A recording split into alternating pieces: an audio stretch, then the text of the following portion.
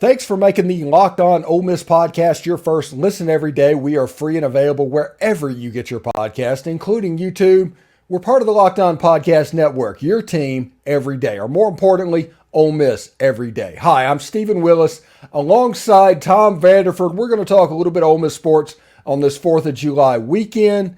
As this video is airing, I am in a theater watching Indiana Jones and the Dial of Destiny, and I am a very happy man. How you doing, Tom? I'm doing wonderful. Wonderful. So, just to let you know, today on the morning podcast, I did one entitled Death Penalty, It's not the hero we want, but the hero we need. And this NIL environment or something like that. And I'm actually dead serious about this. And that is, if the NCAA wants to have some teeth, they're going to have to shut down a program. They've let it get to that point to where an SMU type situation is happening and people are just flaunting over the NCAA over and over again. And I'll give you an example. The state of Texas, Oklahoma, and Arkansas passed laws that basically said, hey, our schools can do whatever they want and you can't do anything about it. And the NCAA is like, well, this is a voluntary organization. And I can control membership into that organization and things like that. And this is what I am planning. Now, I'm talking about major violations. So if you're tampering, if you are offering inducements NIL-wise, and they find out about it, the first offense, you have to shut down your program of the offending program for a year. The second offense, your whole athletic department has to shut down. And your third offense, you're kicked out of the NCAA. All this will stop. You won't hear about any tampering. The only thing that would worry me about that is for it to work, in my opinion, it would have to be a blue blood, or at least somebody that's up there, like a Texas A&M, somebody like USC, somebody like that. You know, you look at what the NCAA did recently with LSU, and that tells me that right now the emperor has no clothes. Yep. And whenever they play enforcement and things like that, I just think it's a problem. I think the NCAA needs to play the cards that they have that is just irrefutable. And that is, one, they control all the players' eligibility. They can take it away whenever they want to if somebody acts up, if a player acts up. Let's say a player for A&M gets caught gambling, the NCAA can just take that eligibility away. The other thing is they control membership in their institution. And if they just say, hey, your membership is at risk. This whole time they're like, hey, we're going to make you play ball and do whatever you have to do. Just please be good and we'll just keep going. Well, if their membership is at risk, universities will self-police even a little bit more. They'll keep boosters under wraps. And if the boosters try to sue the NCAA over a decision the NCAA makes, I think membership should be pulled right then. Like I said, I agree with you 100%. I just would like for it to be fair. Oh, yes, absolutely. The upper crust teams get away with murder, and then they pin stuff on the likes of Ole Miss. Last big one was us. The last big nail was us, and we did nothing compared to what USC, Texas, and Texas A&M are doing now. Yeah, and it should be quite interesting. But like I said, I'm at the point where I am for NIL. The players should not have to get any amount of money taken away from them. They should not be required to stay at a university any longer than they have to. I believe in total freedom of movement, total NIL. Absolutely. But there's a way that you can fix all this. And if you do all this, you can get the rogue boosters, because it's not even collectors' fault. It's not even their fault. It is the rogue factions that are working alongside the collectives that are the reason that so much chaos is being thrown into the system. I would love to know the full story on the Auburn side of the courting of Quinshawn Judkins. Mm-hmm. And that's just one example. Yeah, something needs to be done, because what happens is the poorer programs are being overtaken by the richer programs. I mean, I'm not trying to put an Ole Miss slant on it, but look at Gaddy, the cornerback, the top rated cornerback coming back in the SEC. Went to North Texas State, is that right? And he's we took him from North Texas State. Well, the same thing happens with lower SEC teams, and with even the upper echelon teams are losing a lot of people.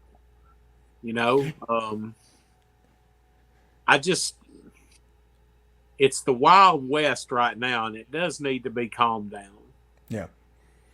Yeah. And I also saw that the NCAA in their memo that they sent out saying, hey, a lot of this stuff that you're doing is going to be illegal. They also put out a little new clause that they're looking at voting on, to where if a player transfers from your school and he has an NIL deal, you're still responsible for that NIL deal. You can't have location-based contracts any longer. And that is, in my opinion, a very good thing. And that is a step for the NCAA to control this massive inflation that is happening pretty constantly with college football, basketball, and baseball, because a lot of these contracts aren't going to be offered, and they're certainly not going to be as valuable as they were if this clause goes into the thing. If you were going to pay a quarterback $2 million before, now with the freedom of movement and everything, where you might only get a year with him, that contract might be $100K. And I think that's good also for the collectives and NIL, especially with Ole Miss. If you saw, Ole Miss had like the 8th rated ambitious collective according to On3. And I mean, Walker's doing work. He's absolutely doing work, and he's trying to do it the right way. That's the thing that people are going to hear what I'm talking about and think I'm talking about Walker. I am not. They're trying to do things the right way. I'm talking about rogue factions that are causing this to kind of spin out of control. Yeah, a prime example, Caleb Williams, USC. Mm-hmm. Everybody and their brother knows that he was tampered with. Mm-hmm. Everybody and their brother knows that USC did whatever it took to get him to move to USC. Prime example. No telling how much money that kid's got. There was a coach on the Oklahoma staff that was, I think, coaching the bowl game if they had one. Mm-hmm. And after Lincoln Riley took the job at USC, he was still working with Oklahoma. And he was actively recruiting people to USC while working for Oklahoma because he was going to take the USC job. That is, for lack of a better word, tampering. And that is the kind of stuff that we need to just absolutely get rid of. Yeah. If we can get rid of that, it doesn't matter that freedom of movement happens in transfer portal. It doesn't matter that NIL is a thing. Right. If we can eliminate the tampering, we can kind of get back to normal. Yep. I completely agree. Because right now, like you said, I mean, you hit the nail on the head. It's an arms race. Mm-hmm. And schools like Ole Miss have to spend a lot of money trying to keep their talent. And then they have to do, I love this analogy that Lane Kiffin used. Then they got to do the money ball thing. Mm-hmm. They got to go to Miami of Ohio. They got to go to North Texas.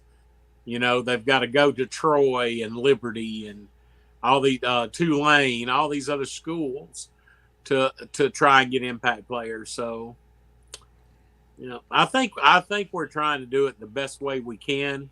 Mm-hmm. I don't think we're one of the problem children.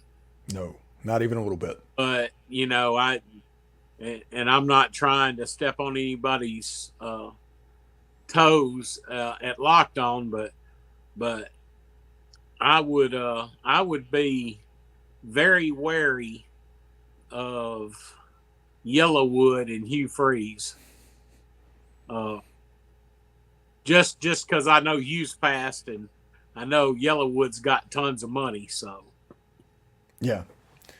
And it will be interesting. And whenever you look at the most ambitious collectives, that kind of gives you an idea of what's going through. Not necessarily whether or not things are going right or wrong, but 3 of the top 11 are Texas schools. Exactly. Yeah, they've got unlimited funds in Texas for the most part. They got that oil money. Yeah. It's going to be pretty fantastic. Well, anyway, do you have anything planned for the 4th? Yeah, probably just going to do some grilling and some chilling, man.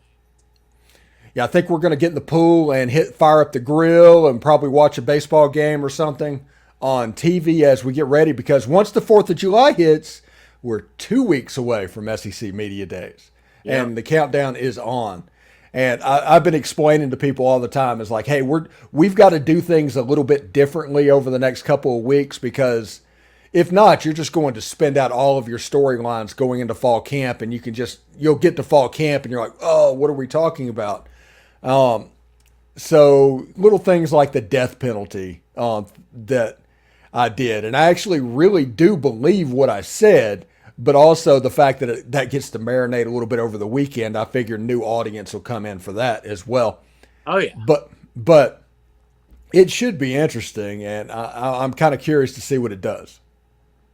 Yeah, I am too. I'm looking forward to it. All right. Thank you for making the Locked On Ole Miss podcast your first listen every day. We're free and available wherever you get your podcast, including YouTube.